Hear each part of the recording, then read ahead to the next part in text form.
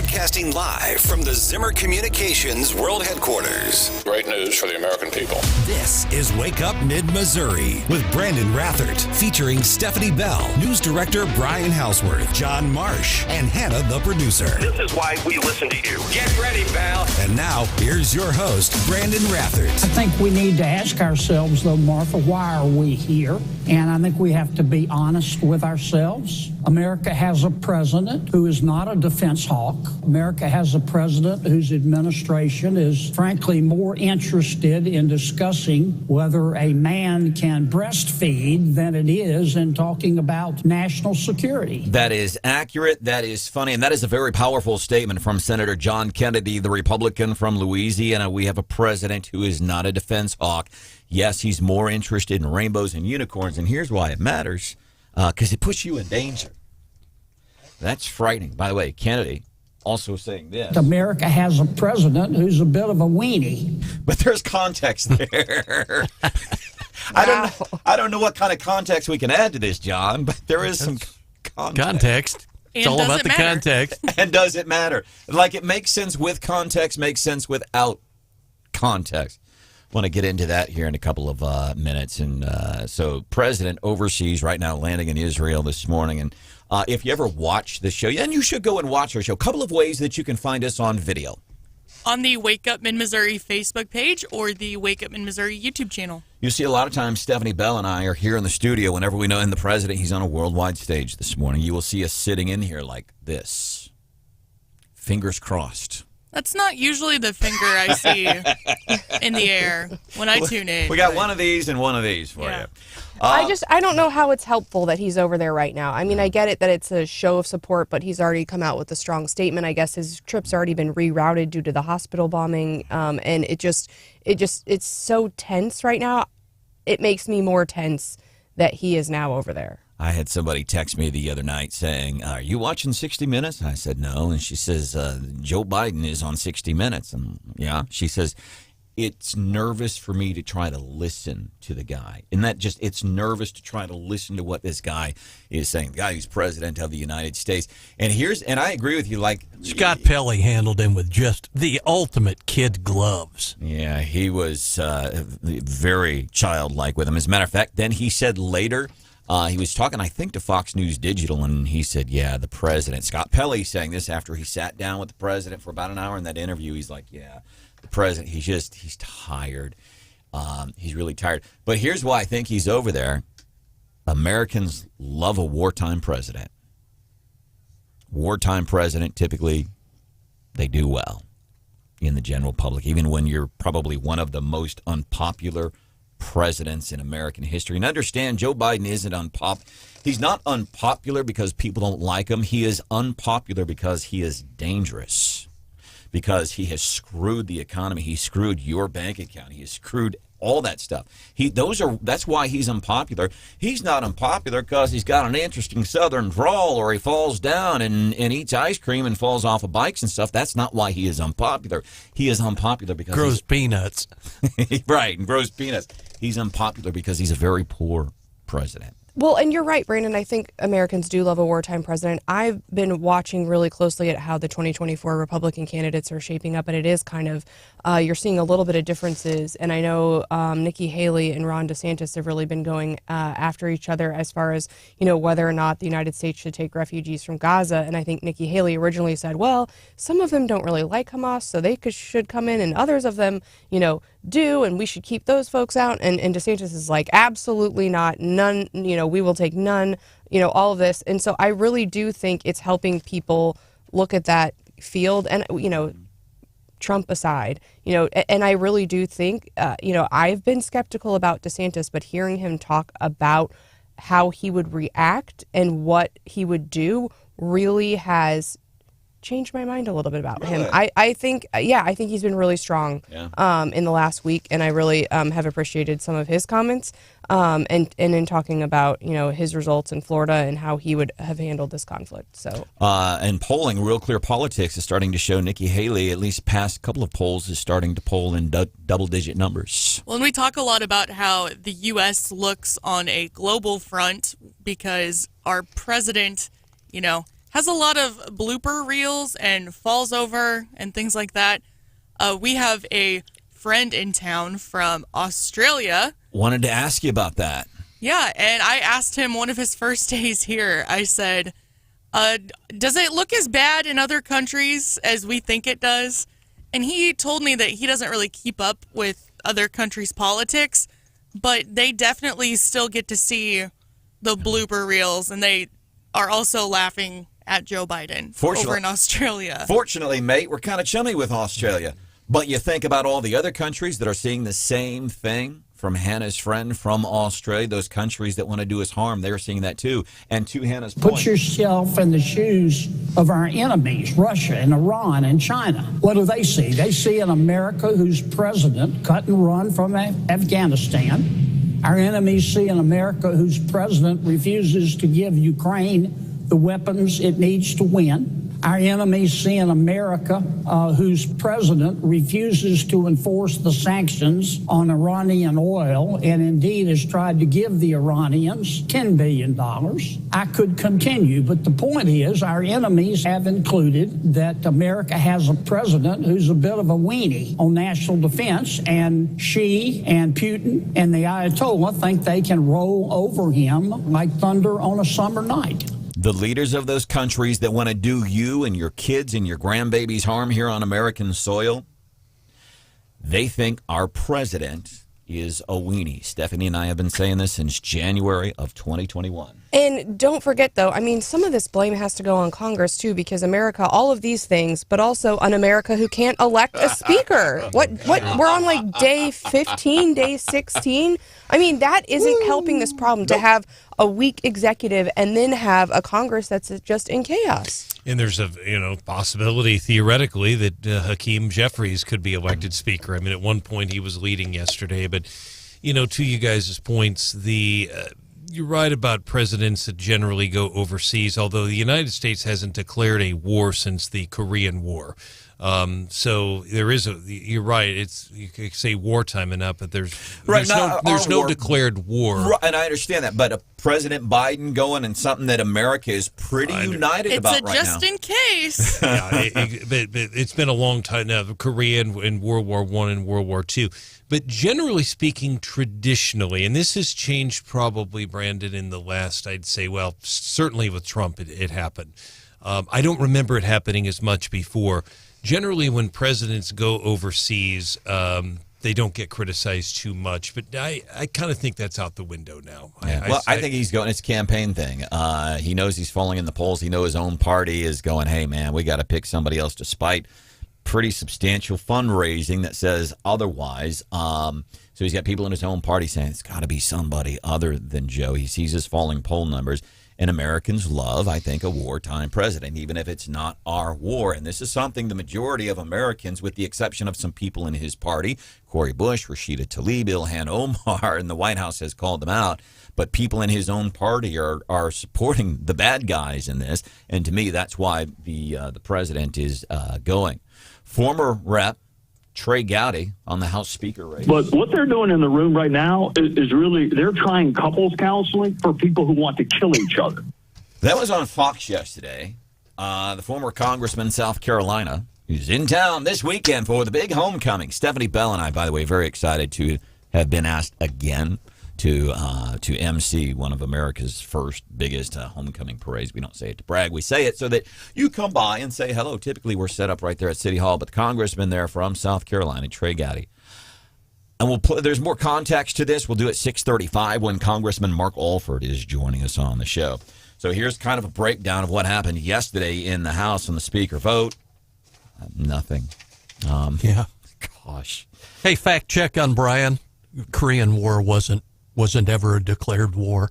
It was technically a police action. Congress never declared war on North Korea or the Communist Chinese. Thank you, Mr. Marsh. So Jim Jordan, who, by the way, was endorsed by de facto Speaker of the House, Sean Hannity. The other de facto Speaker of the House, Trump, endorsed Jim Jordan. One of our listeners, Gary, says that's the kiss of death to get an endorsement from Trump. I don't know if that's always true, although Nancy Mace is a good case study in that. She was not endorsed by Trump. She won her election in South Carolina. James says, by the way, President Biden is over in Israel because it's easier for his family to do business with the enemies in person. Good work, James. Yikes. We will give you some points. So Pretty astute. that's pretty good, man. 874-9390. 874-9390. Congressman Mark Alford, 635. Got to give some of his insight. Couple of interesting things. So, Mr. Jordan getting even fewer votes than any of the other folks that have been put forward. So, and again, I will go back to, I wonder, I don't know so much about this with the House Speaker race, but I'm guessing like Iran, China, Russia, they've got to be paying attention and going, so besides what Joe has done to that country, look at what the Republicans are doing in the House. One of their conservative party apparently cannot come together on this. I don't know if they're paying attention to that. Guess they would be. One of the Fox News guys came up with a good descriptor for it. He called them dysfunctional. Yeah, I'm anxious to hear the word that Mr. Alford is going to use. So here's who else got votes yesterday. The candidate besides Mr. Jim Jordan that got the most votes, Steve Scalise. He was up there last week. Said no. The candidate. I should say this. I should be more factual here. The Republican that got the second amount of votes, second number highest amount of votes behind Jim Jordan was Steve Scalise. Third one, McCarthy. The candidate that got the second most overall votes for House Speaker, Hakeem Jeffries. Yep. So if you get people like a Matt Gaetz, who has voted with Democrats before, if you get a Nancy Mace, who has voted with Democrats before, it is not completely out of the realm of possibility. How come nobody's put up Marjorie Taylor Greene? Nancy Pelosi. Nancy Pelosi. I think, why don't they put up Marjorie Taylor Greene, Speaker of the House? See how many votes. Why not? By the way, then 3 different Toms snagging some votes yesterday, too. Tom Cole, Tom Emmer, and Tom Massey. I don't know. I'm just looking for something different here. By the way, something that hasn't happened in a long time is happening this morning. It's happening as we speak here at 6:20. The whole crew back in the studio. It feels like it's been forever. And you know why it feels that way? How do you think the listeners feel? Sorry about that. Coming up 5 minutes from now, Daily DC Rundown.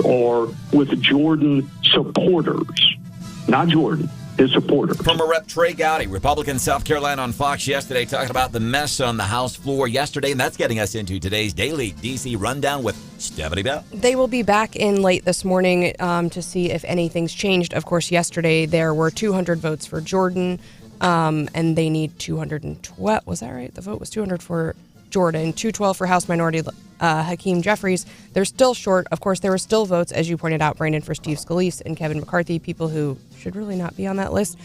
So absolute chaos. Whether or not anything will change, I haven't heard anything has changed overnight. A lot of meetings, people are leaking, you're hearing rumors. The only other kind of bizarre thing that people have started to say, because it's just absolute chaos, is apparently Patrick McHenry is leading right now, and people have said no, he can only do the speaker's vote.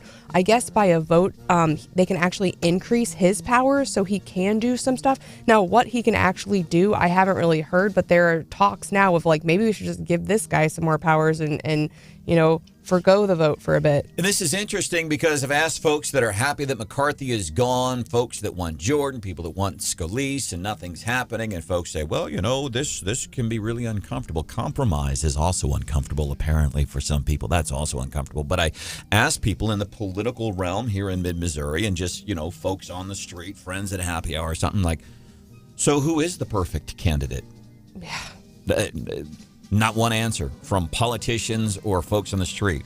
If you have somebody who you think would be and I don't know, perfect candidate as far as ideology or perfect candidate who would win a vote, because right now Hakeem Jeffries is closer than anybody else, man. Text us 874-9390. Well, in Yahoo News and YouGov, they weren't out there asking who's the perfect candidate. They said, who do you blame, American people? Who do you all blame for this chaos? And it's coming out, the survey found that 66% now blame conservative Republicans.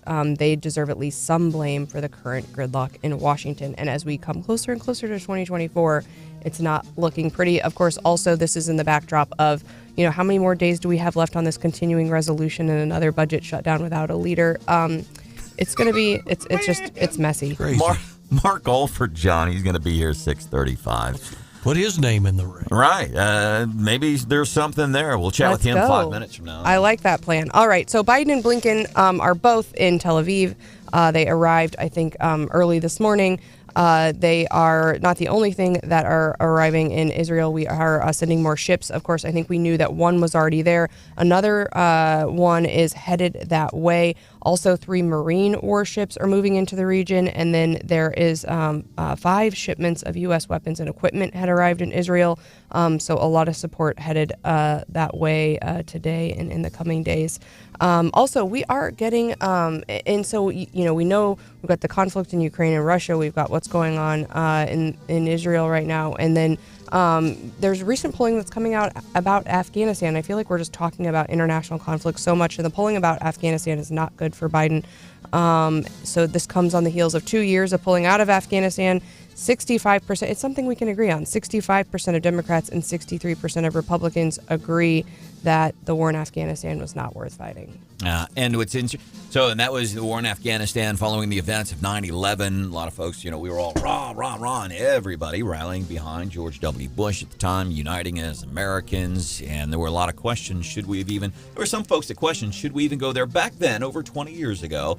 In hindsight, it's easy to say, yeah, it wasn't worth it. Well, and certainly that's the backdrop for people now saying, should we get into the Russia-Ukraine fight? And now as we look at Israel, I think that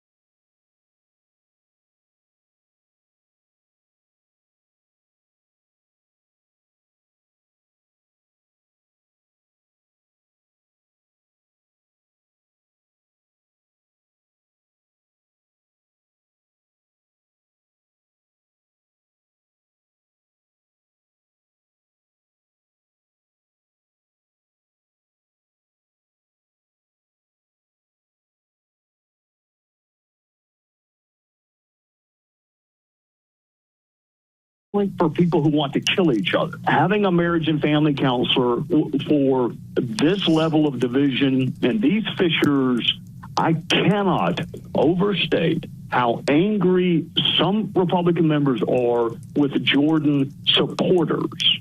Not Jordan, his supporters. Former Congressman, Republican Trey Gowdy, South Carolina, saying this is a mess, saying they have marriage counselors, and it's the people that are angry. They're not angry at Jordan. They're angry at Jordan supporters. One of our local congressmen, Mark Alford, joining us. Is Mr. Gowdy, is he being facetious when he's talking about bringing in marriage counselors? Because it doesn't seem that far out of the realm of possibility, sir. I suggested this several months ago to Steve Scalise. I said, look, this place is jacked up. There's a lack of trust and communication in our conference, and we need to bring in marriage counselors. I've been married 34 years, and I've had a few counseling sessions in my time, and unless you can learn to listen, reflect, and then respond, you're not going to get anywhere. And that is missing our conference. I don't know if they've actually brought those in. They could certainly be used. Jim Jordan is working overtime, probably didn't get much sleep last night trying to talk 20 people into voting for him today. All right, Congressman Mark Alford joining us on Wake Up Mid-Missouri. I am Branden Rathert, Stephanie Bell, John Marsh, producer Hannah, who has a new last name this morning that we are going to be covering later in the show. She had a kind of a substantial event over the past weekend. Brian Hauswirth is joining us on the show, too. So what's happening behind the scenes? So we know he's not getting the votes. Scalise got 7 votes yesterday. McCarthy getting 6 votes. What the hell's happening on the floor, Congressman? Tom Cole got 1 vote. Tom Massey got 1 vote.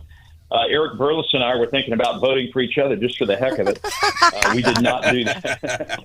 Yeah. I thought it'd be pretty cool to be nominated, but no, in all seriousness, because this is a serious subject, we look like idiots out there, and we've got to get our act together. I think most people realize that, but there are some. Branden, here's what I'm learning. I was naive. I'm not a politician. I guess I am now, but I came to this thinking we're going to come up here, we're going to get our work done, we're going to pass the appropriation bills, we're going to pass the National Defense Authorization Act, we're going to pass the Farm Bill, and everything had a schedule and we keep to it. Well, that has not happened, and our conference has some underlying issues that I'm finding out. This person doesn't like that person doesn't like this person, and together they don't like this other person. This stuff goes way back years ago, well before I got here, and I'm just now. This is kind of the scales are being lifted off my eyes, and I'm thinking, what in the heck is going on here? And I think that's why you see this push for just something new, like Jim Jordan, to come in and shake things up.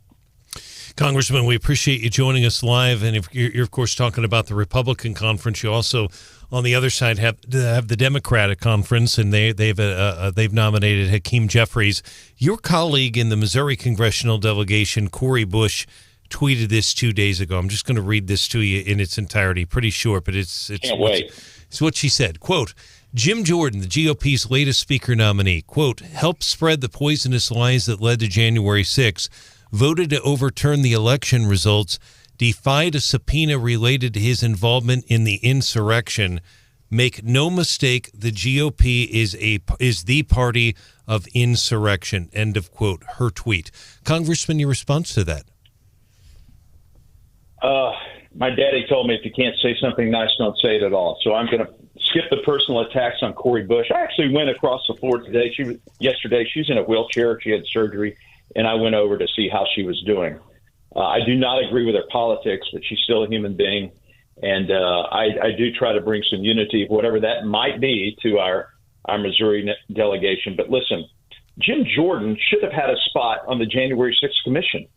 Nancy Pelosi denied him that spot. They handpicked who they wanted that was not going to ask the tough questions and get to the truth.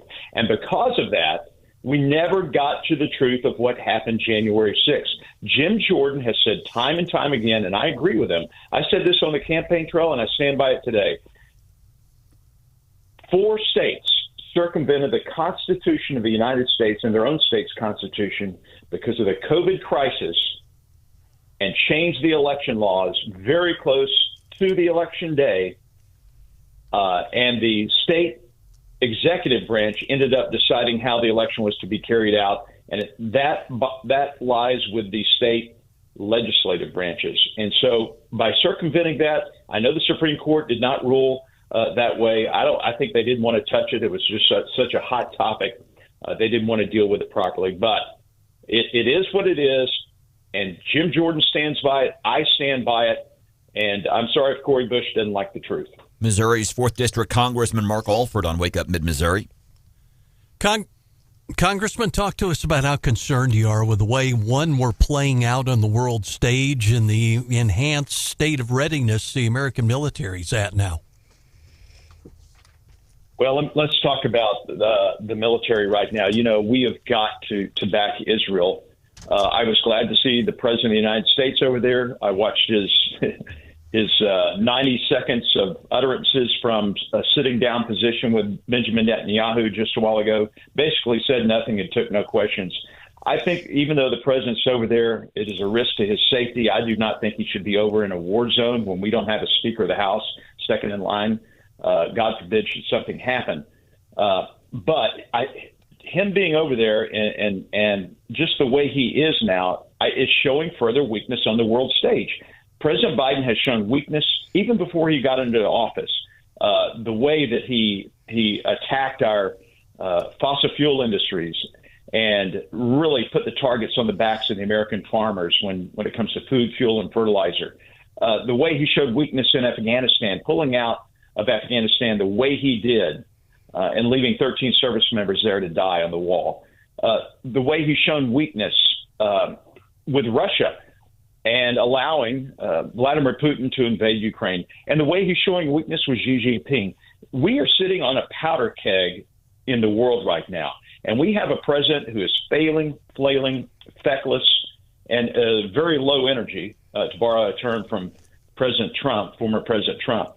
And so that makes, because we're weak from the executive branch, we need to have the most strength we can from the legislative branch and the U.S. House of Representatives. And I am worried that if this keeps dragging on, our weakness without a rudder on our ship is going to be, I think, detrimental. Now, because of the speaker's race, there's been recent movement, and I think a resolution was even introduced to potentially give McHenry additional powers. My understanding is the additional powers would allow votes on things like budgetary items, appropriations to move forward, given that we have that CR deadline coming up. Is that a resolution? I mean, what's the talk around that resolution, and is that something you could support or that you think there's a lot of support for? We have talked about that in conference many times. Patrick McHenry does not want that. This position of Speaker Pro Tem was created after 9/11 for extraordinary circumstances. He is fulfilling that role, basically just facilitating up at the chair, gaveling in, gaveling out, much like we do when we fill in up there for the Speaker as Speaker Pro Tem. But I think it would be a mistake to try to expand the powers for this position constitutionally. Let's just elect a speaker. Let's get on with it. There was even talk of getting Kevin McCarthy back until January 1. And you may see some movement on that today. You know, we had, 5 or 6 people vote for Kevin McCarthy yesterday on the House floor. The solution, I think, is to get Jim Jordan in that chair today, and let's get on with the business of doing business in America and getting these appropriation bills passed, supporting Israel, and securing the border. All right, McCarthy getting 6 votes yesterday, Scalise getting 7, and then the second biggest vote getter, Hakeem Jeffries. Annie, is there a way, and how much time do you have here? I know you're busy this morning. How much time do you have? I'm fine. I'm just getting dressed, actually, in my apartment. So look at that multitasking, chatting with Wake Up Mid-Missouri. I'm tying my tie right now. All right. TV guys. What time? So it's 7:45 your time. What's your drop dead time here, Congressman? I'm wondering how long we might be. I know typically we only do 2 minutes. I will be... I'll go as long as you want. I'm heading to a Bible study at 8 o'clock, and then we're meeting with Jerome Powell at 10 o'clock. So right. I've got a little time. Okay, thank you. Because I still have some things I want to ask you about the marriage counseling thing. I appreciate you saying something on a personal level like that. Talk of anybody else out there? So you've got Scalise, you got Jordan, you got McCarthy. Is there anybody else that anybody is talking about in the hallways there in D.C. this morning? Yeah, and I don't. By putting names forward, I'm by no means saying that we should move off Jim Jordan. I want to make that crystal clear. But there are names that have come up. Jody Arrington, who's the budget chair, who came up with a great budget, reverse the curve that's going to get us back on track and balance the budget within 10 years, reduce the spending that we need to do, but properly fund our military. Kevin Hearn, who's the chair of the Republican Study Committee, a great guy. I think he can unify. He used to own a whole lot of McDonald's in the Oklahoma area, state of Oklahoma. And he's come up here, has been up here, I think 4 or 5 terms now. And I think he's one person in particular that has the business acumen and sees things from a different perspective that's not a political perspective. I think that's what we need up here. I came up here, coming out of the media, I see things differently. And people who've been up here for 10 or 20 years, they are stuck in this quagmire of a thought process and the way things are being done. And we need to change that. We need to change the way that things are done in Washington. All right. If I can, we want to put you on hold for about 4 minutes. We'll come back, maybe a couple of more questions. One of the things I want to ask you about long-term impact potentially on the Republican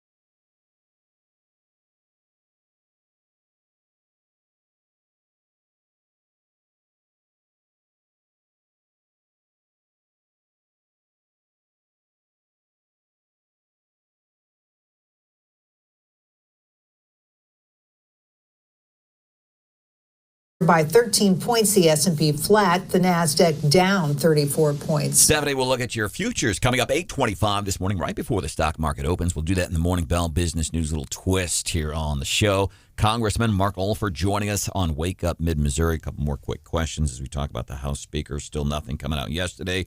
Maybe some more things today. Quickly, do you think this has a long-term impact, or at least an impact to 2024 election for Republicans in the House?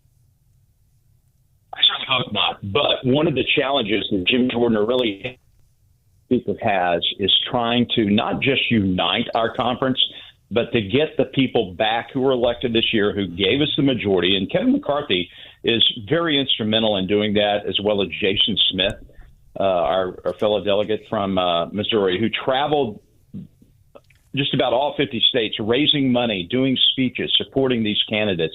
There were 18 of our brothers and sisters who came here who actually won in Biden districts. Some of them, D+10, D11 districts that Biden actually won the presidential vote, but they ended up winning as a Republican in those districts. And so I think that's part of the problems that we're seeing now. I should say a challenge in making sure that the speaker can also satisfy the needs of those particular districts and those voters. You can't be all things to all people, or you're going to be nothing to everyone. And a speaker's job goes much more than just getting up there and banging a gavel. It's raising money. It's trying to make sure that we at least maintain our majority, if not grow it. And it's trying to make sure that people can go home and tell good stories about what they've done in Congress, legislation that they passed, giving everyone a win. And that is difficult to do when you have, look, we're all A-type personalities up here. We wouldn't be up here. Everyone has an ego. A lot of the egos up here are pretty inflated. But everyone wants to be a winner. I don't care what you're doing in life. You want to win. And so part of the speaker's job is to make sure that everyone gets a win. That's hard to do. Congressman Mark Alford joining us this morning on Wake Up Mid-Missouri. Congressman, you're a party to some of the information from the intelligence services and the Department of Defense and all.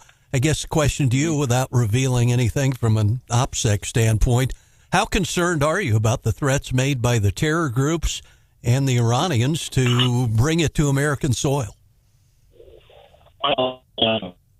Matter of fact, briefing on Israel and Gaza as being a member of the Armed Services Committee. And, of course, I would never reveal anything that came out of that. But I will tell you, in one of our conference meetings, the Sergeant of Arms did let us know, I think it was last week when these threats were made, that none of the threats were credible. And so I take a little bit of assurance in that. Things are starting to change rapidly, though. And I'm just telling everyone, be aware of your surroundings, have situational awareness. And that goes for really any time of that we're living in.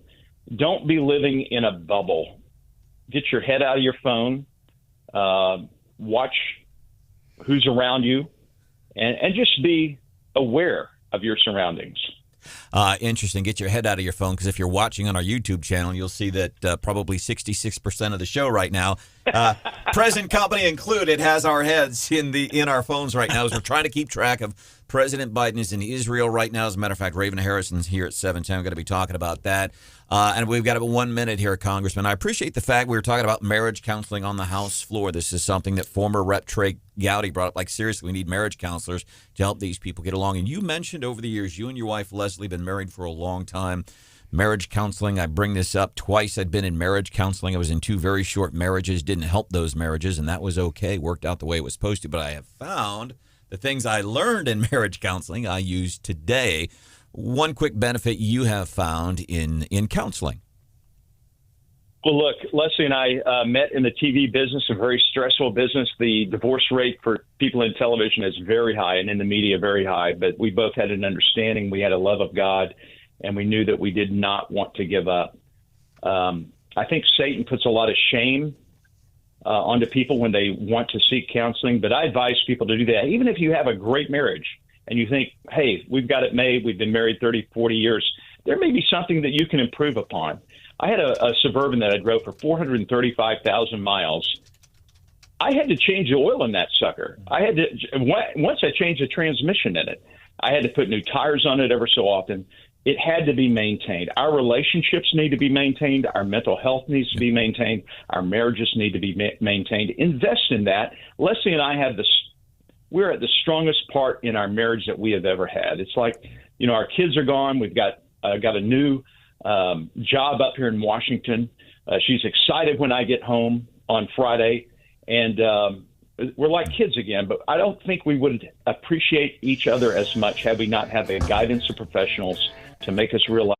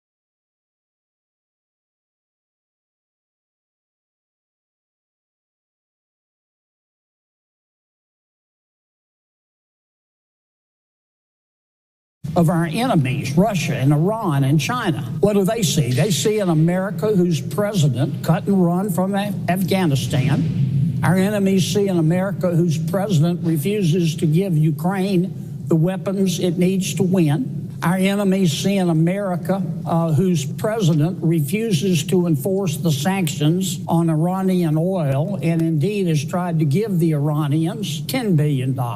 I could continue, but the point is our enemies have included that America has a president who's a bit of a weenie on national defense, and Xi and Putin and the Ayatollah think they can roll over him like thunder on a summer night. Senator John Kennedy, Republican from Louisiana, Raven Harrison. I love that statement because he is funny. He is accurate, but more importantly, it highlights the danger of Joe Biden being president and over in Israel right now. How does it strike you with the president go, I'm going to Israel? How do you react to that? The same way that Israeli is probably reacting, like, who cares? So there's no universe that a man who can't put a coherent sentence together is going to do anything. You know, I would challenge him to spell Netanyahu. There's no way that there is anything meaningful coming other than virtue signaling from Joe Biden's visit over there. And I agree with the exception of it's interesting that politician mentioned Ukraine and not Israel. He didn't mention the fact that we armed these terrorists, that they're using our M4s that they picked up in Afghanistan from Joe Biden along with $85 billion worth of equipment and delivered into the hands of terrorists with flip-flops on. And now they're using those to mow down Israelis, civilians, and Americans alike. So it is basically what I've been saying about what happens when our enemies can smell blood in the water.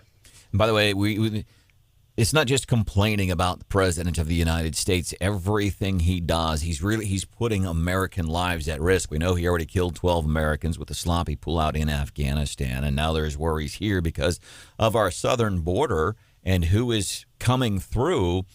Raven, if you can't draw a line from point A to point B, somebody listening 7:10 this morning going, well, why do I care about Israel and the border, and why do I care that Joe is president right now? I'm thinking of somebody driving to work. They've got kids, grandkids.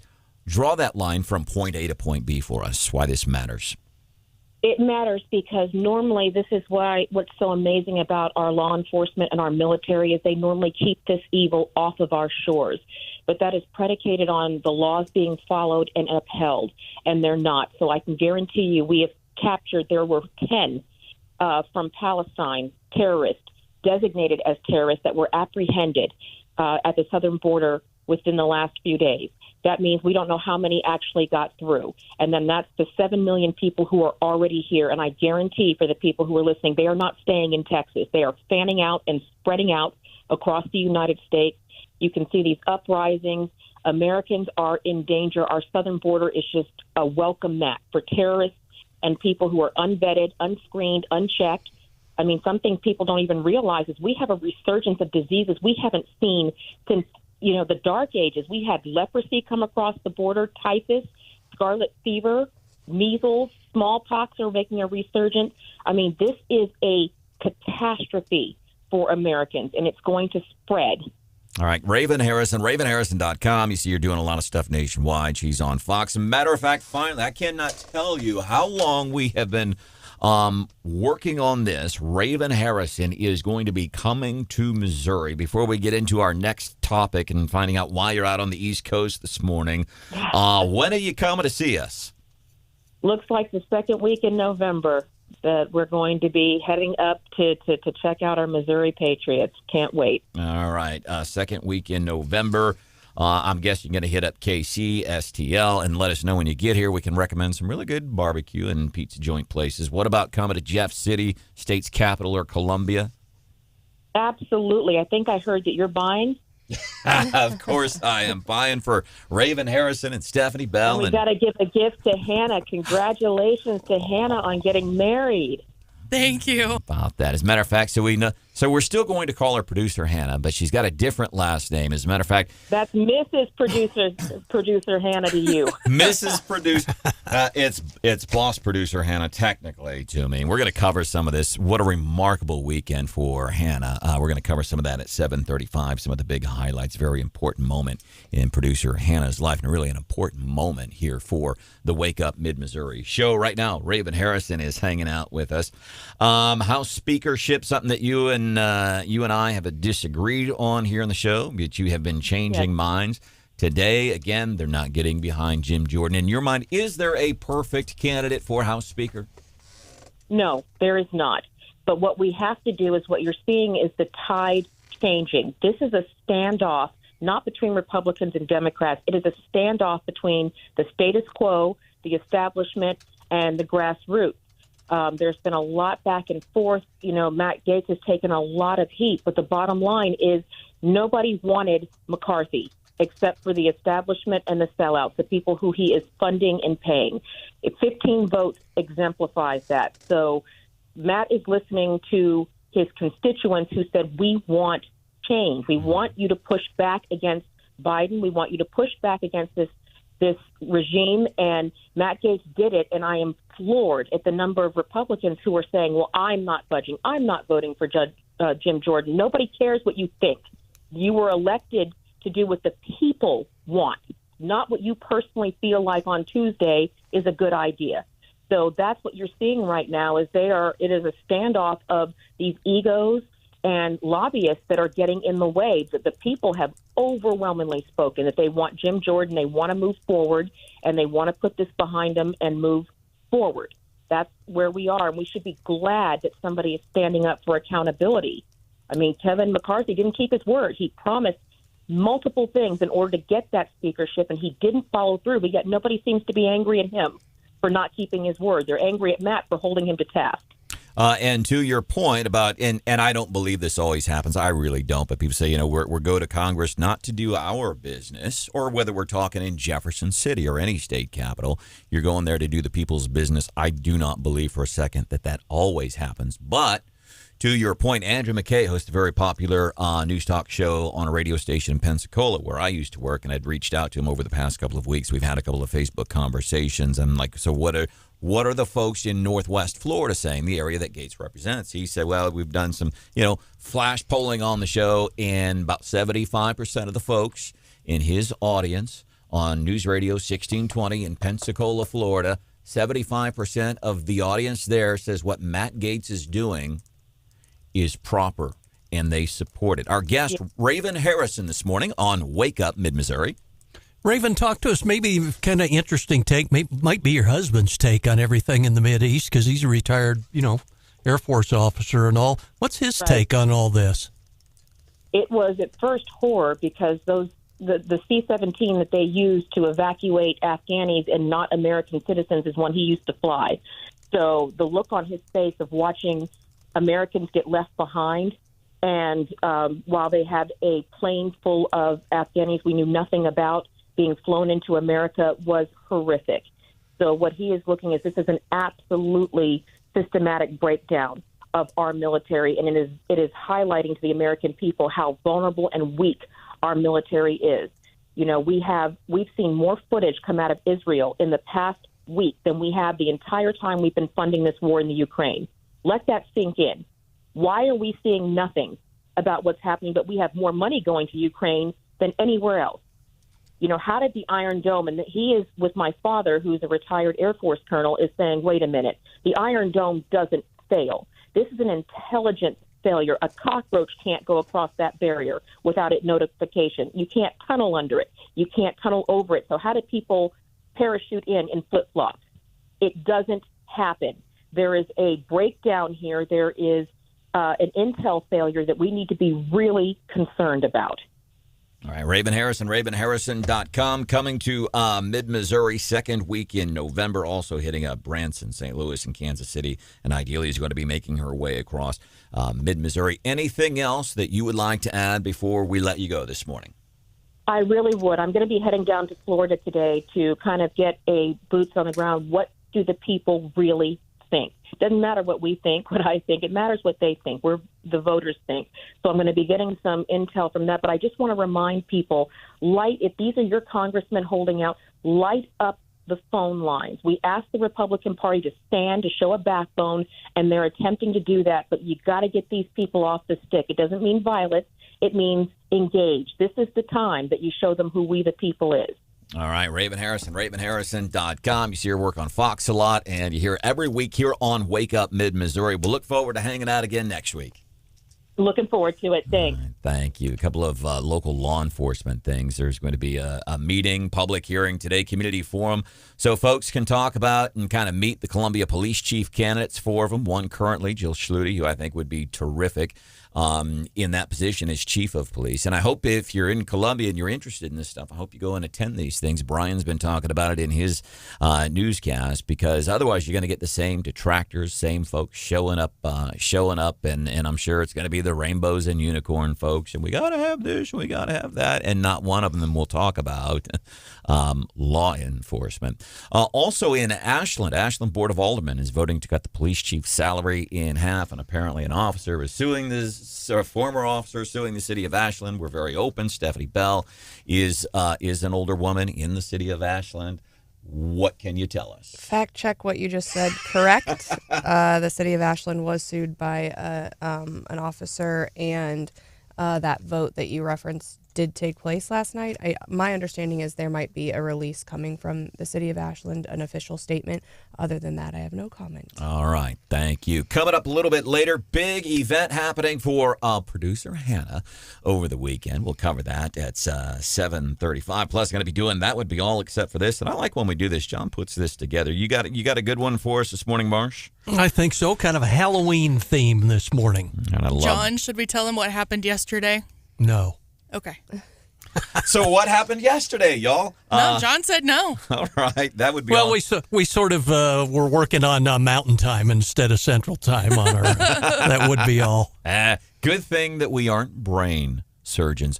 We're just here trying to inform folks, have a little bit of fun. That's why I like that would be all except for this, because we do it like right before 8 o'clock. Try to send you into work with a little something to chat about with your coworkers at work this morning. Coming up 7:25-ish, we're going to be doing What's Hot with Hannah. Florida man says, not today. That's coming up 5 minutes from now.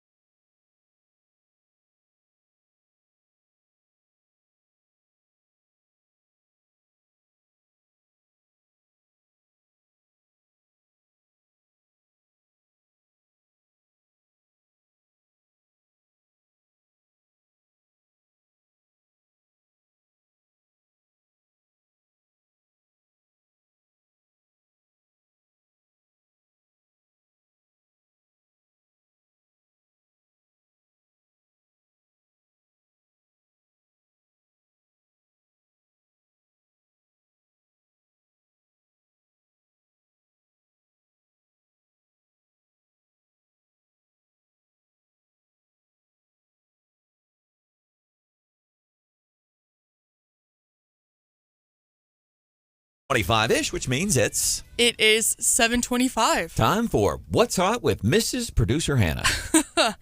It's been a bit since I've done a Florida man story, and I found a really good one today. Mark already off the text. Florida man, exclamation point. Yeah, it's everyone's favorite type of story, maybe next to animal stories. But there's a guy in Florida by the name of Johnny Yates who had a plan to hide from authorities that didn't quite work out very well for him over the weekend. They were looking for him because he had an aggravated battery charge, and he was on the run from Polk County Sheriff's Office. They found him Saturday at 2:45 in a house, or they suspected he was in there, but there was a big old whiteboard in the window that says Johnny Yates does not live here. Which seems legit to me, right? But they used their loudspeakers and their canines and determined that he did, in fact, live there. And they finally got him out of the house several hours later and arrested the people that he was inside hanging out with as well for helping him evade the authorities. And he did admit that he had eaten some meth and, quote, blue pills. Viagra? I don't know. They found him hiding in a chest of drawers, which I don't know how that works out, but I guess with enough meth, anything is possible. It sounds like just a big old whiteboard in the window. Johnny Yates does not live here. kind of like this if you're watching on our Yeah, YouTube. just like that. Johnny Yates does not live. Sounds like something you'd hear a motivational speaker say. Hey, with meth, anything is possible. Obviously, kids, we're funning around, man. And that's what's hot with Hannah. By the way, there is a Florida man. And we have a story that our news department has been covering this morning. A woman, I guess, Westminster. I'm so confused by this. Yeah. This is a weird one. Yeah. Apparently in a storm drain or a sewage drain. Yeah, a storm drain on the Westminster College campus, and they had to rescue a woman from the drain. She was not a student. They said she may have been down there for 18 hours. Ooh, do we know if she's okay? They flew her to University Hospital, so they weren't. Because she was injured, apparently. I was going to say that greatly impacts my next words.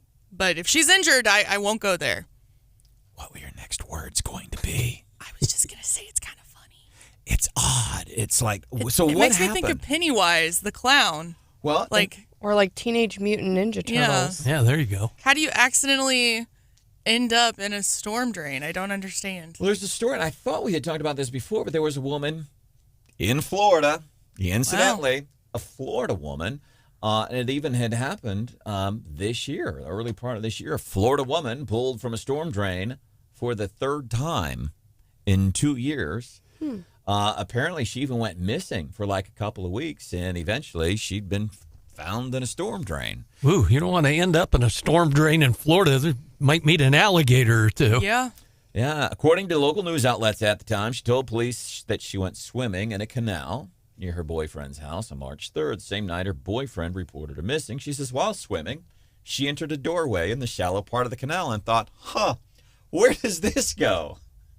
She continued following tunnels until she realized that she was lost. She was eventually rescued near the intersection of some streets there. I think the last rescue we heard of a young woman was out of a porta potty. So That's true. We've asked this question on the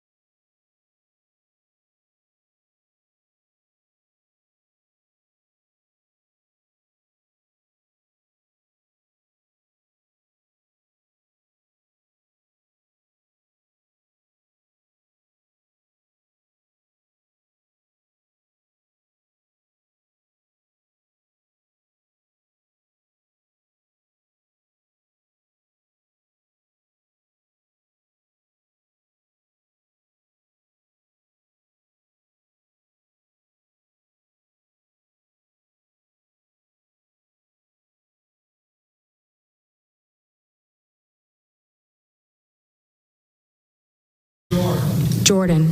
Bacon. McCarthy. Dumbass. So as what that was there, that was live coverage from Fox News yesterday. That was unexpected. It sure was. Was John's mic on? Was that a hot mic moment? Was that you, Marsh? No, it wasn't me. It was a hot mic moment from Fox's Brian Kilmeade. So they're just carrying and they're going through, doing the roll call, who you're voting for, and Brian Kilmeade, not sure, didn't know his mic was still Babin. on. Jordan. Bacon. McCarthy. Dumbass. So we know where Brian Kilmeade lies. Yes. Tell us how you really feel. Yeah, welcome into the show. This is Wake Up Mid-Missouri. I am Branden Rathert. There is Stephanie Bell. Good morning. Mr. Marsh is here. Yes, sir. Brian Hauswirth is joining us on the show this morning. Good morning, Mr. Hauswirth. How you doing today, bud? Good morning, my friend. And there is producer Hannah. Hello. Mrs. Producer Hannah. I say this in love. I'm afraid to come out the wrong way. Oh. You know what? He prefaces it like that. Yeah. Yeah. Finally. I know. I know lots of listeners are going, oh, thank goodness.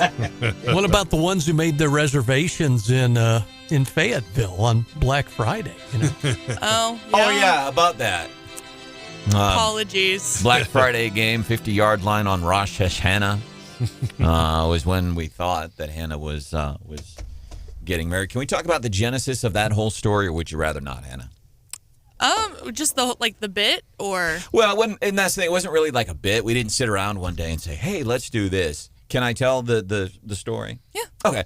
I had mentioned one time when Hannah was getting married, and afterwards she said, "Hey, can you not do that?" And I said, "Oh." No, she told you before A you couple mentioned it. times. Said, please do not give out the exact date or location of my wedding. Oh, did before I said it on? Did I? So I never did say it on air. No, then no, you said did it. because then I got crabby about it. Oh. I don't remember having that conversation about not giving out the date on. I have air. a witness here. Yeah, but. Wow. I thought it was about the venue or where. Anyhow, so whenever we would talk about it, so it was not like a planned thing. I started talking about it and was probably getting ready to mention the date, and then all of a sudden this Rolodex brain. Oh, wait, remember, Hannah has asked that you please not mention the date. It's called damage control, Rathert. So I just grabbed for a date in the Mizzou Black Friday game.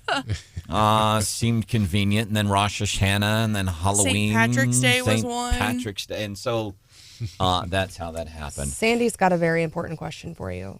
Yes. She said, so, did you wear shoes? I did not.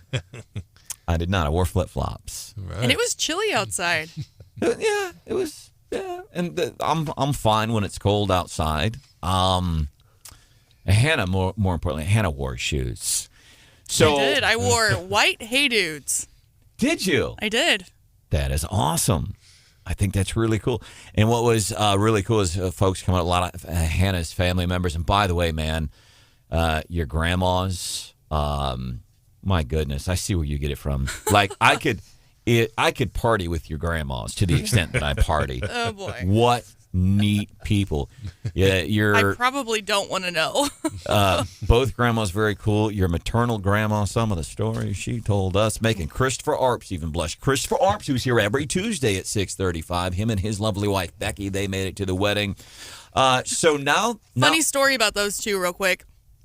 It was near Boonville, and I asked them. I said, "Are you guys gonna, stop at the casino there on your way home?"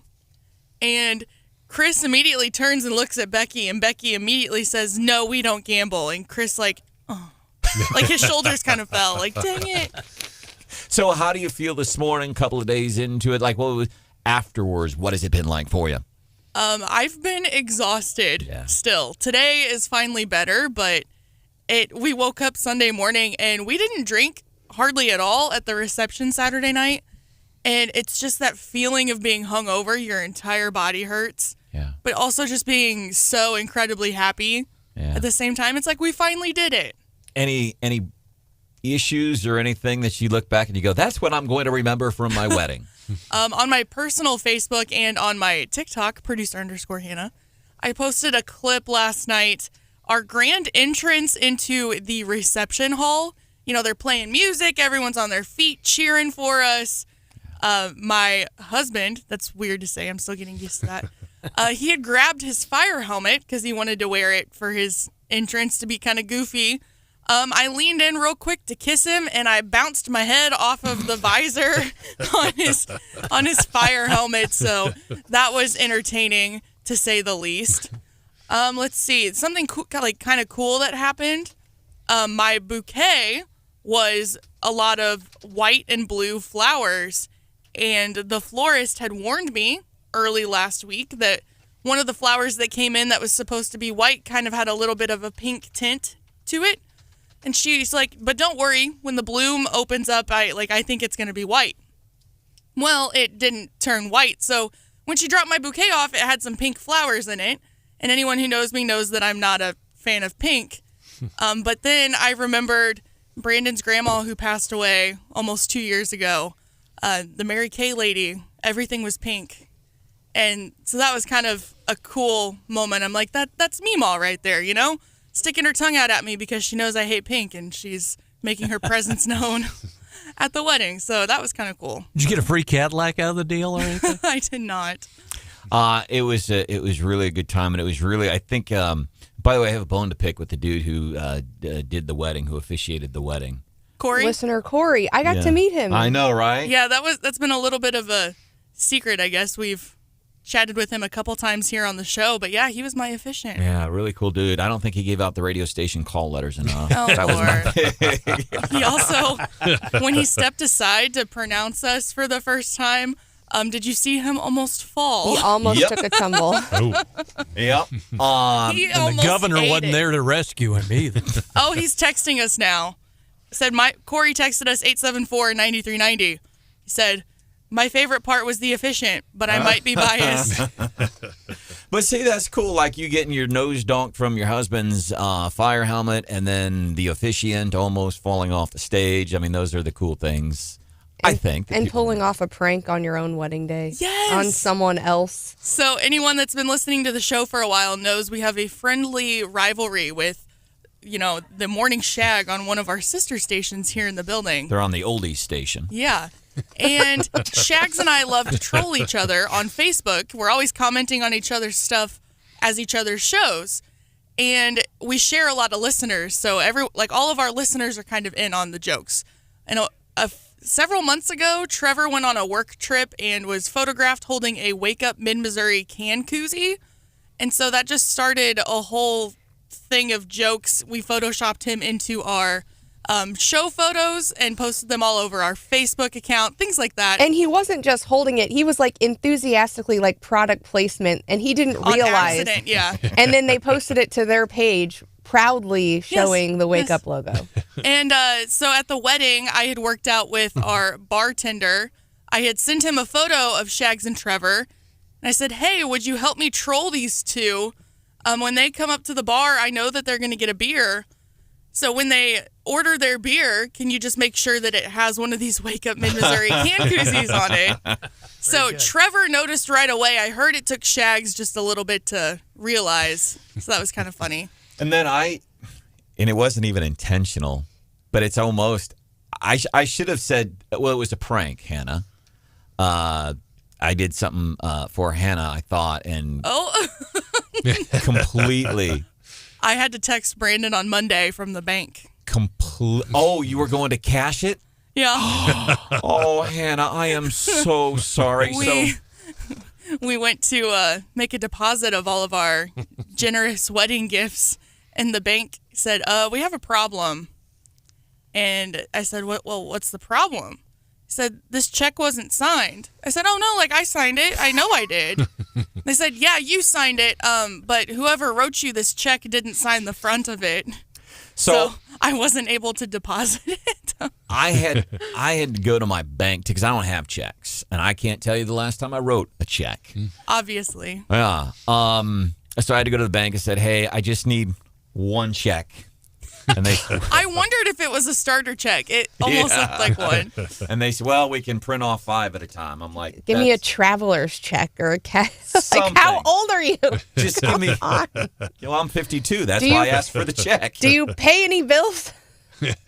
Yeah, online. Come on, how old are you? Oh, Lord. Yeah.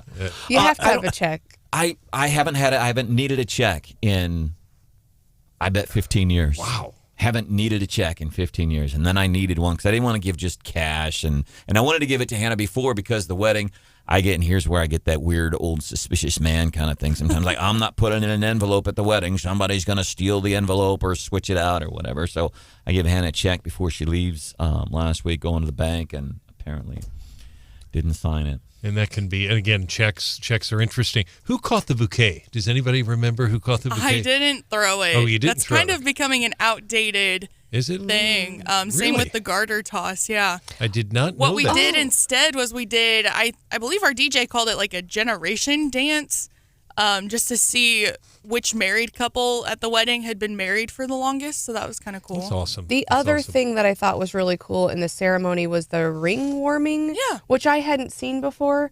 I talked to your officiant, Corey, about it, and he said it's becoming more popular. But basically, they pass the rings amongst your close family, to warm up and to bless the rings before you put them on. And I really thought that was neat.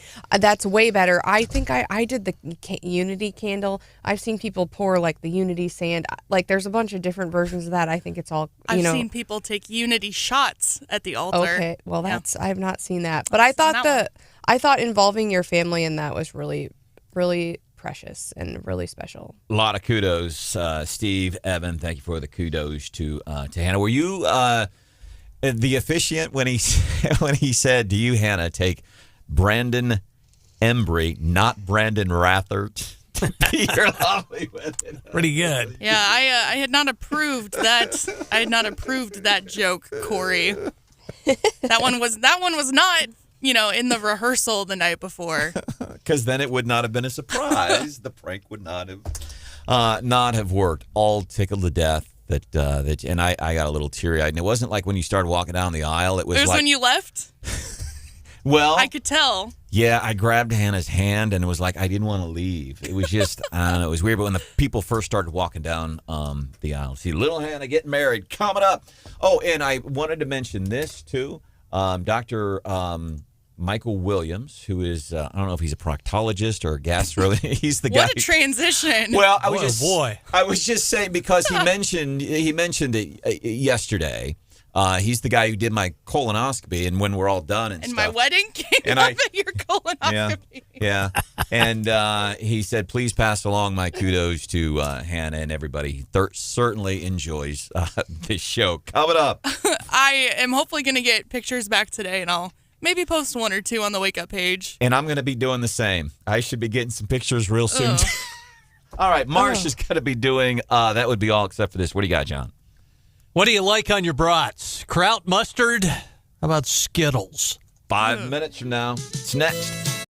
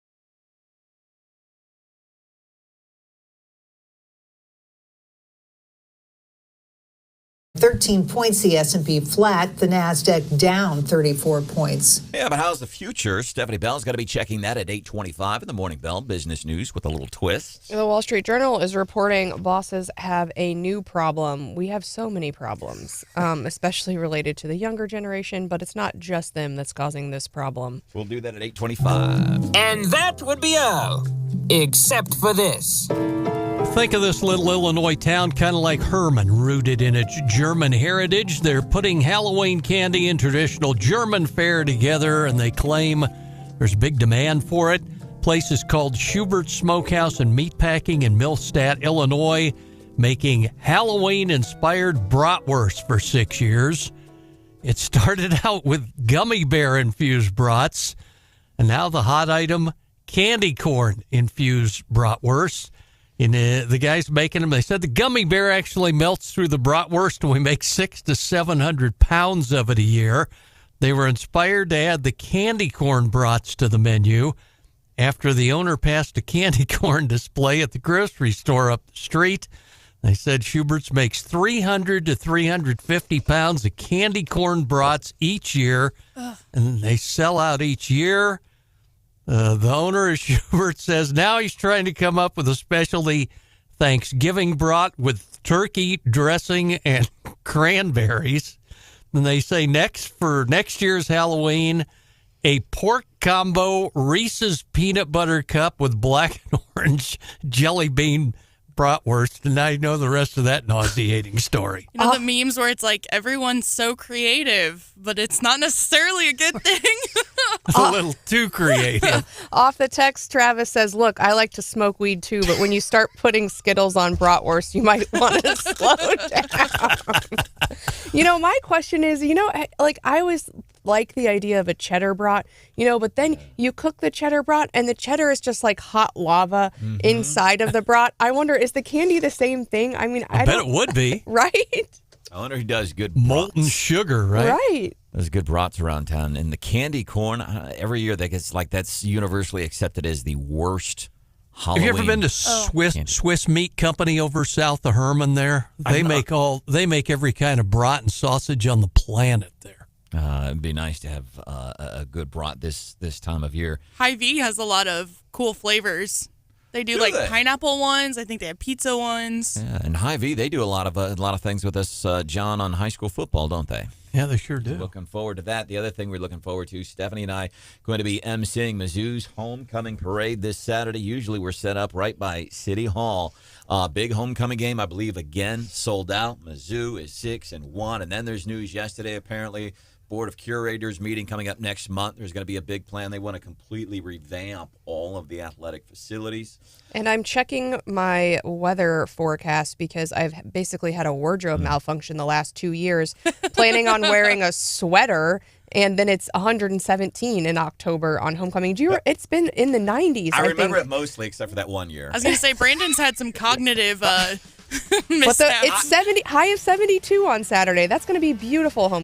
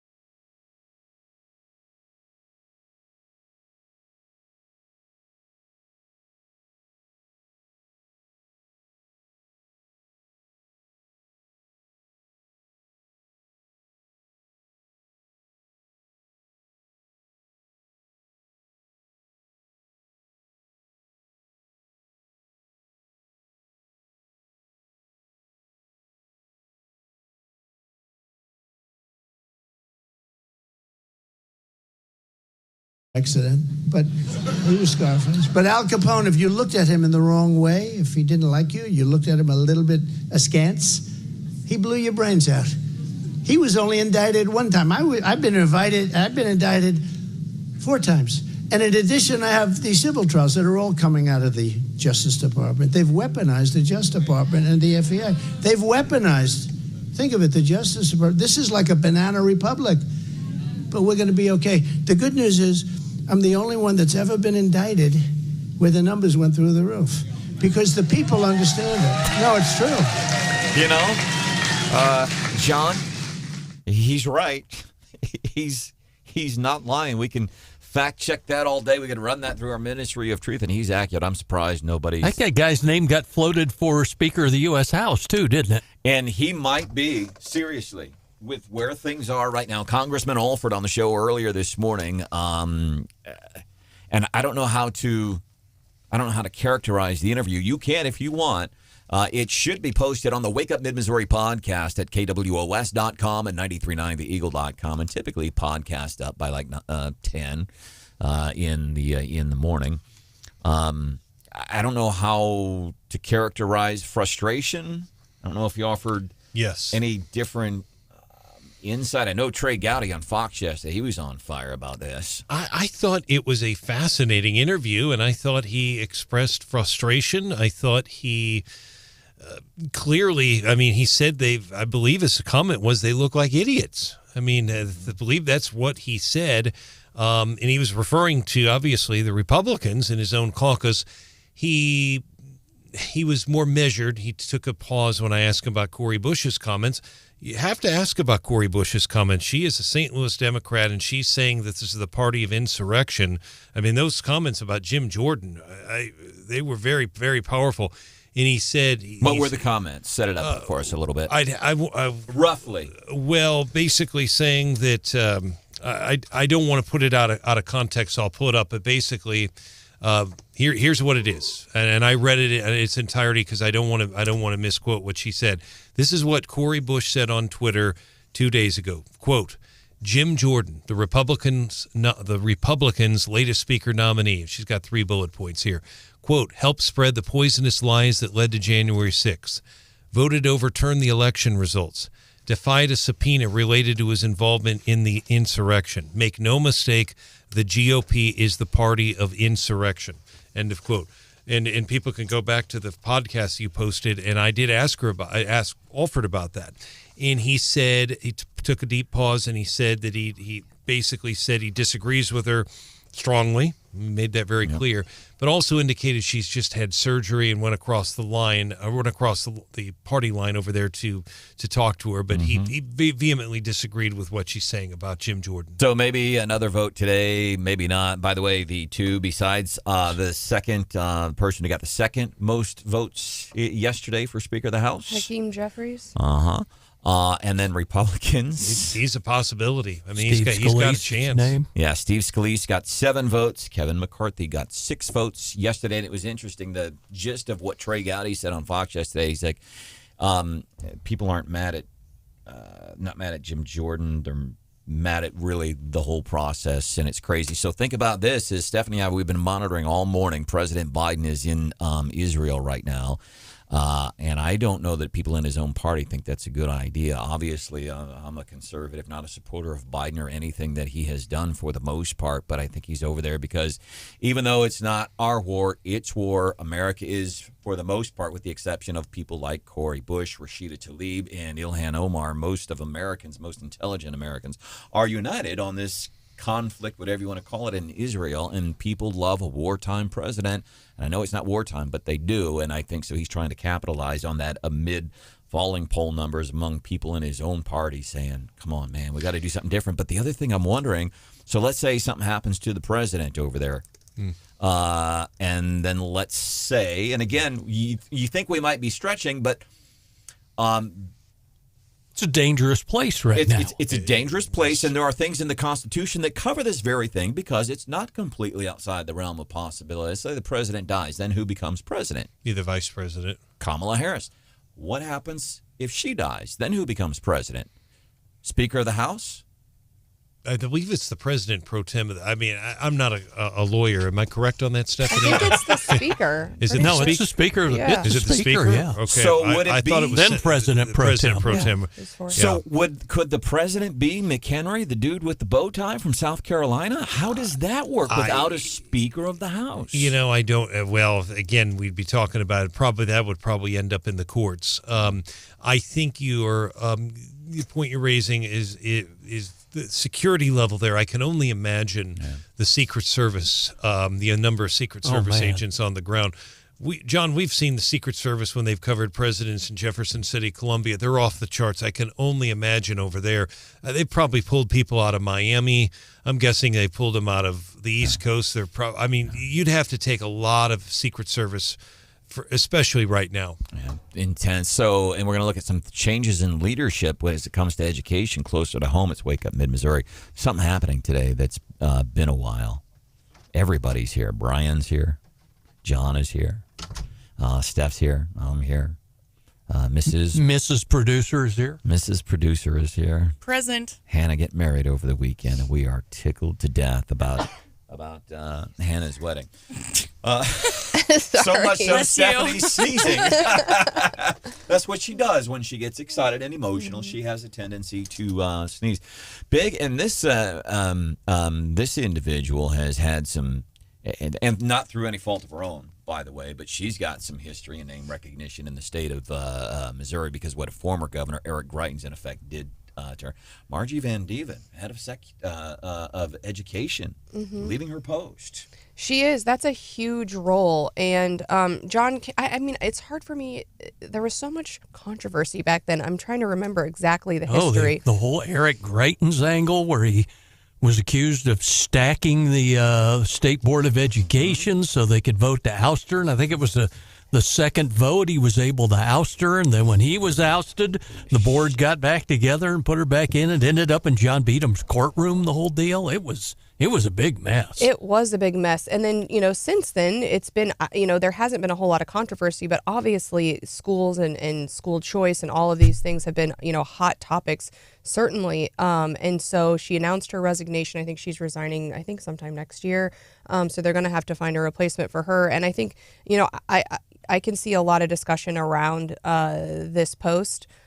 Because it just is so important, and schools have been such a hot topic, and nothing's really getting done in the legislature. And you think about schools, and there's so much bureaucracy and everything with the, standards. And she's caught a lot of heat. I mean, the test scores aren't great, right? And so you just kind of wonder how is that going to be played, especially by you think all of these statewide elected races that we've got.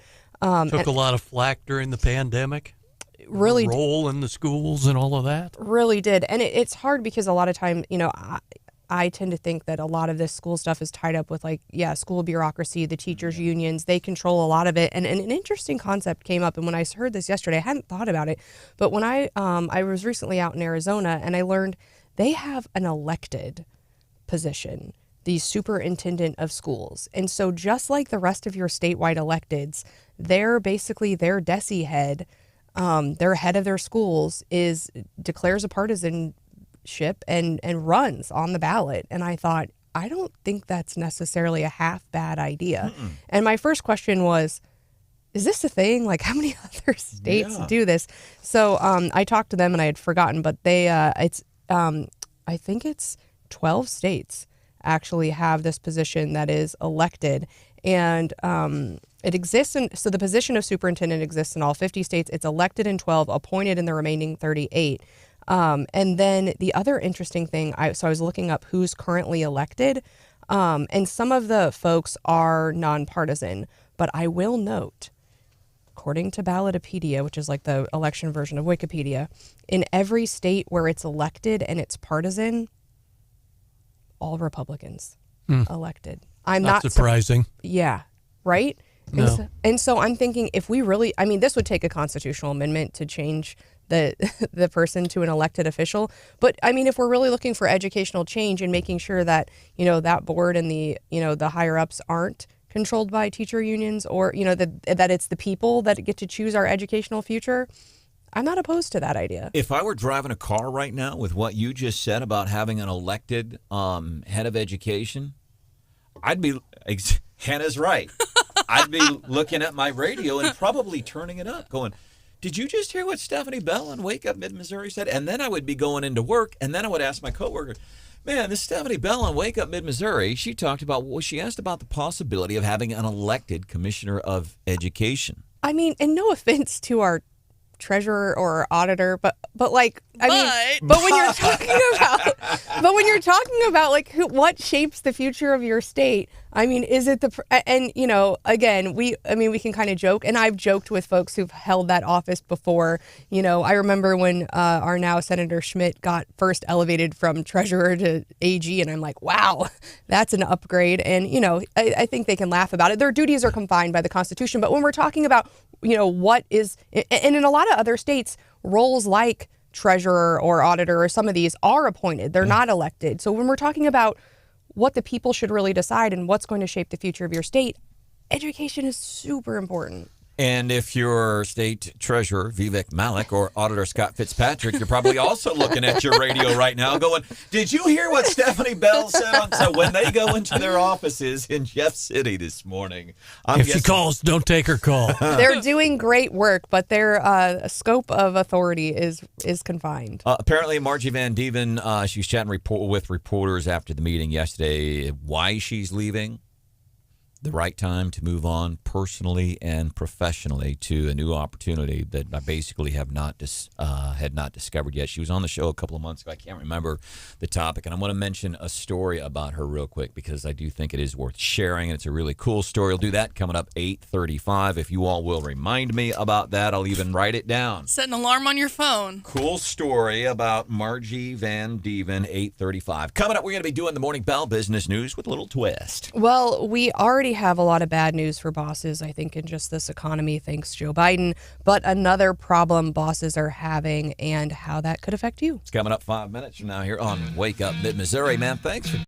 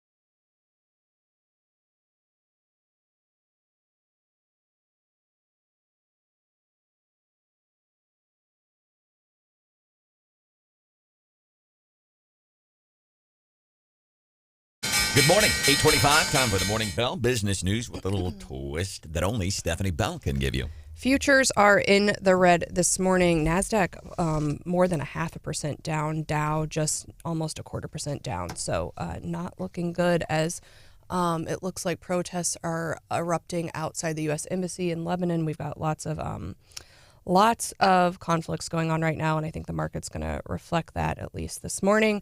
Okay, so bosses are not having a good time since, what do you say, the tragic events of January? The tragic events of January the 20th of 2021. The guy who talked about unity and all that crap. It's not great. But this is a newer problem, and maybe since COVID, maybe as a result of Gen Z. Oh, there it is. There it is. You're the worst is what this article says. Stephanie can't talk about workforce issues without talking smack on my generation. But she's going to back up what she has to say with facts. It's definitely you. More workers. Bosses have a new problem, says the Wall Street Journal. People are actually using their sick days. And so it used to be... Well, that's not a problem. It is, because I mean, you know this, and it's kind of like the napping thing. Like, you used to, older generations like, I don't need a nap. I never need a nap. And it used to be kind of a badge of honor. I don't need to use my sick days. I never miss work. And like we just heard from Hannah, her generation has no problem calling in and being like, well, these are mine, and I'm going to call out for whatever. And not only are they calling out for being seriously sick, they're calling out for things like mental health, which I support, but saying, hey, I just need a day to myself. And so it's really affecting folks. The Detroit car maker, which one is this? Anyway, a Detroit United Auto Workers said they lost 10.9% of their hourly worker time in 2022 because of unplanned absenteeism. 10% of your hourly work. And so, I mean, employers offer these benefits, but I think at some point they're thinking, well, hopefully you don't need all your sick days, and they're there if you have, something really significant, but they're not just expecting you to be like, oh, I woke up and don't feel like coming in today. And it's really affecting folks, and they're saying, we're having to overstaff because so many people are calling in, and then it's, raising our prices. So then don't give people sick days to use. I don't mean to sound squishy on this, but because I am from I learned from my dad and grandpa an incredible work ethic, and it served me well because I ain't that smart, so I have to work harder. And yeah, I've never been, for the most part, so sick that I can't come in and sit here and BS for a couple of hours. Well, and they say that's another thing, is because before you used to just tough it out and you'd come in. I mean, I know I'd come to work and I'd be hacking and coughing and sniffling and whatever, but now you can't really do that because of COVID, because you'll get the side eye from all it. So point. People are staying home when they've even just got the sniffles. Well, and because we have a friend from Australia in town, last night we were actually talking about the differences in vacation time. And basically the U.S. is way behind other countries when it comes to vacation time and sick time that employees get. What, you have a comment loading. I was going to say maybe other countries are behind us. Correct. Yeah, no, if you do business with anyone in Europe or in Australia, the running joke is like they just take like months off at it. Like the summer for Europe is gone. Australia over the holidays, they're just like off for like a month. I think he said the national standard is 6 weeks, and then your employer can choose to give you more if they would like to, but they're required to give you, it was either 4 or 6 weeks. How do you get anything done? Well, and then I look at domestic gross product numbers, and I think that will say a lot, right?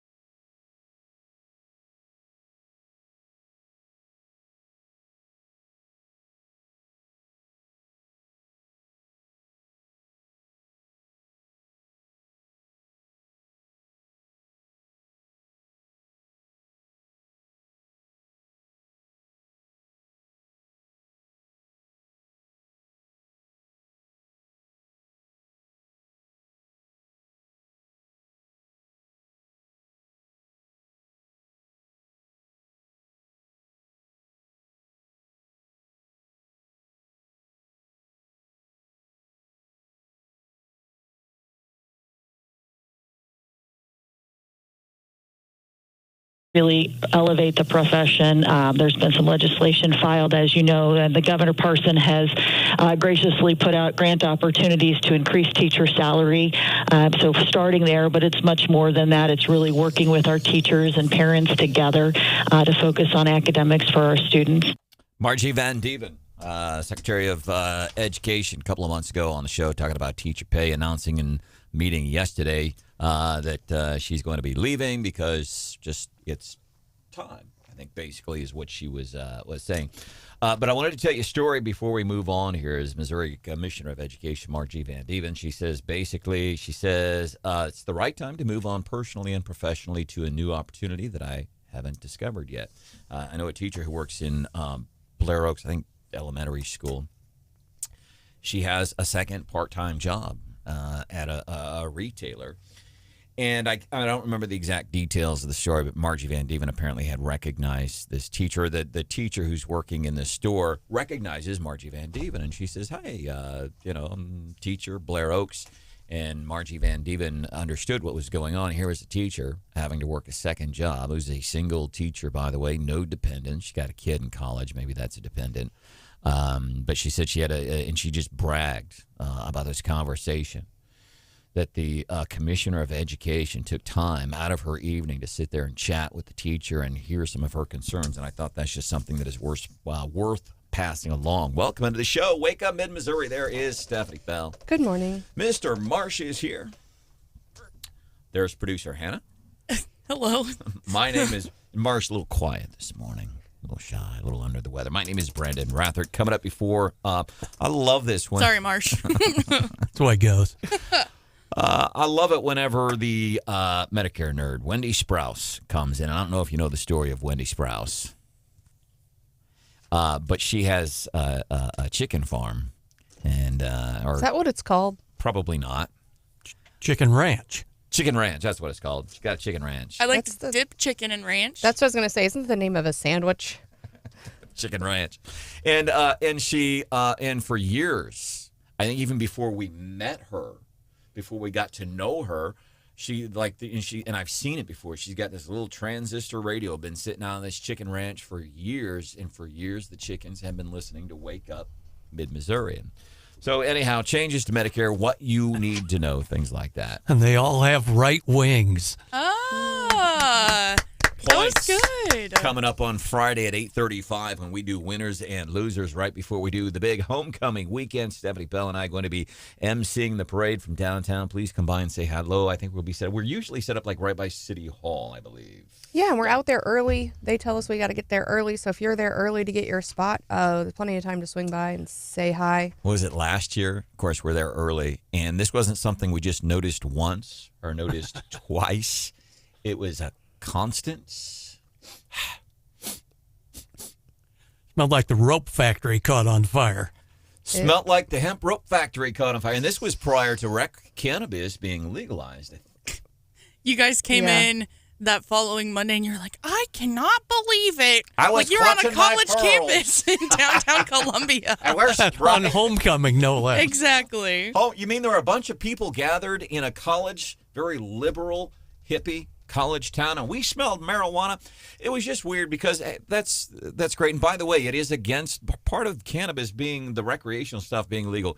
You cannot smoke it out in open public. That's going to stop people. Right?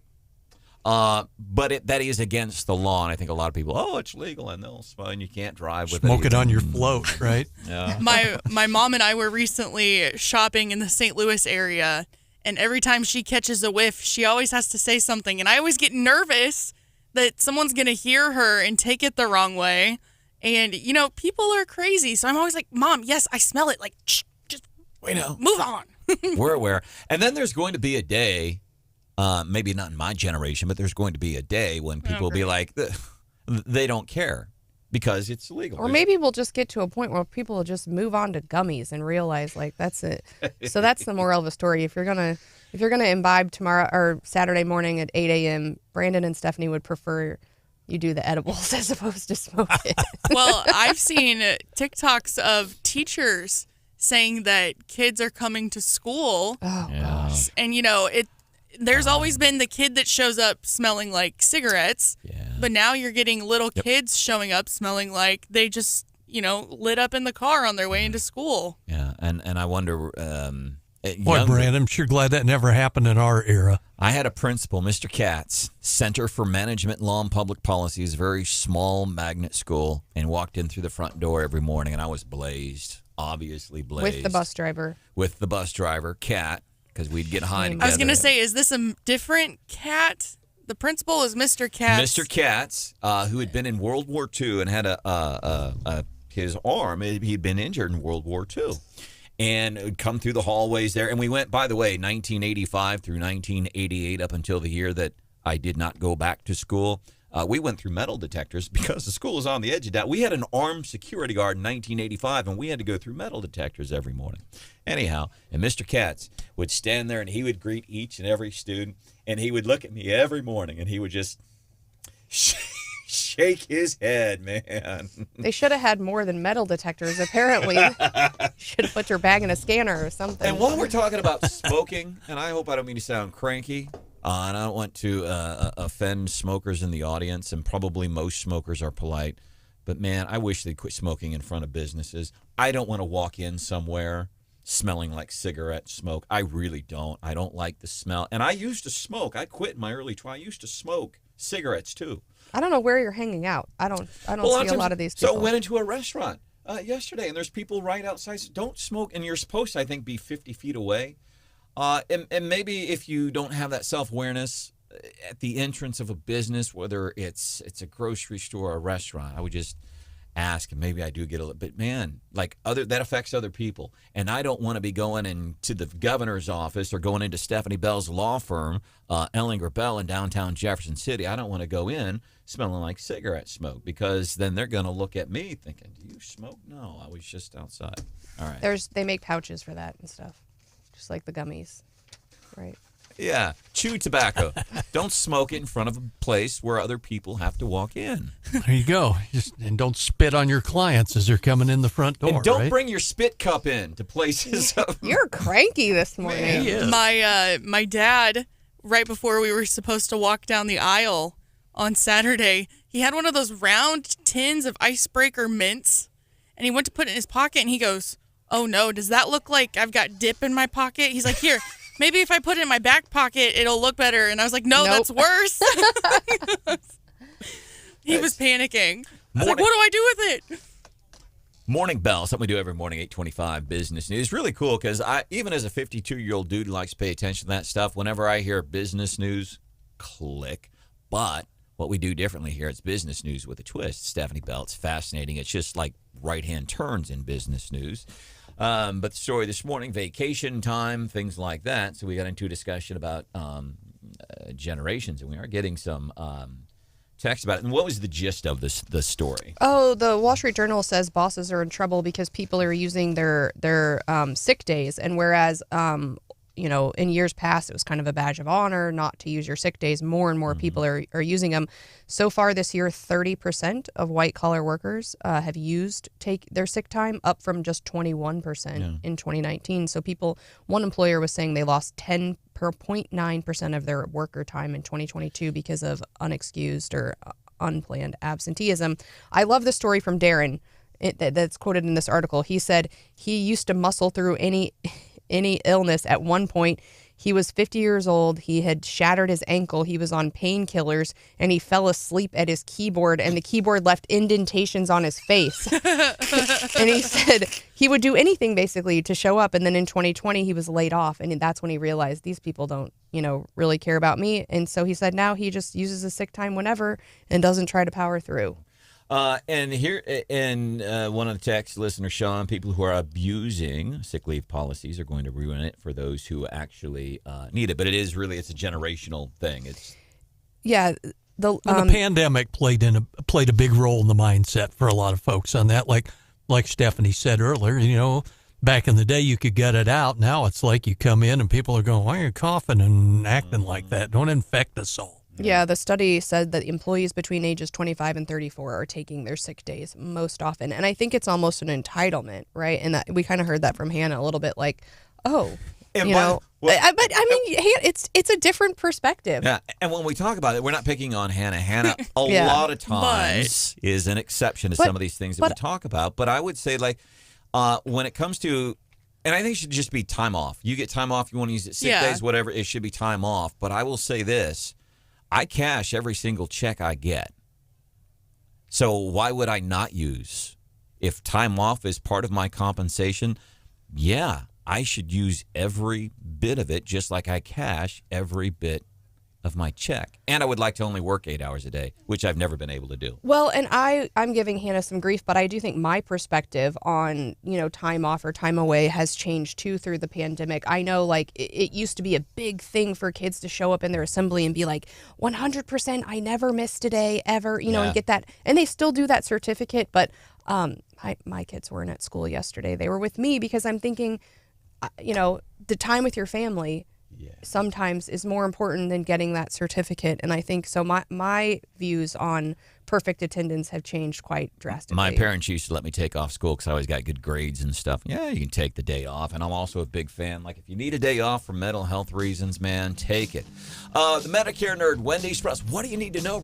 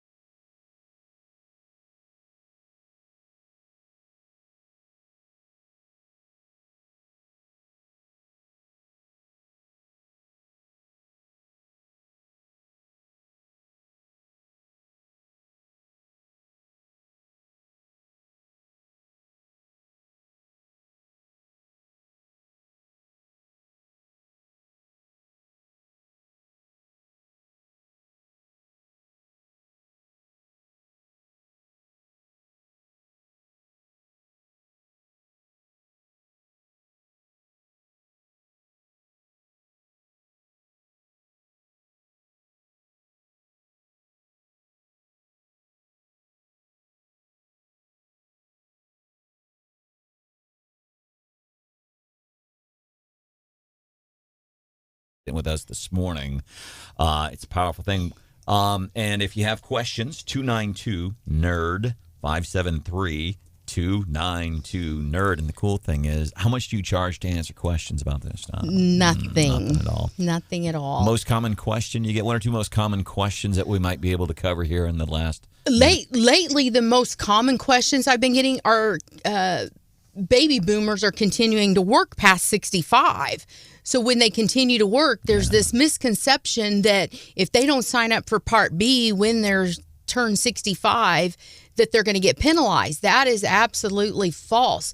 If you are continuing to work past 65 and you have credible coverage, health insurance coverage, you can continue that and not have to sign up for Part B until the time that you quit your job, retire, whatever, and need to go on to Medicare.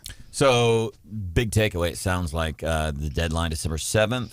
Correct. Call now or see. Get on, you have a website. WendySprouseAgency.com. WendySprouseAgency.com. Or 573-292-6373. 573-292-NERD. And by the way, how are the chickens? Got to ask that. So the story, if you're not familiar with Wendy Sprouse over the years, with what she has done through marketing here on the radio station, she has chickens that have been listening to Wake Up Mid-Missouri ever since I've been knowing you. And honest to goodness, little transistor radio out there on the chicken farm. Chickens doing all right. Chickens are wonderful.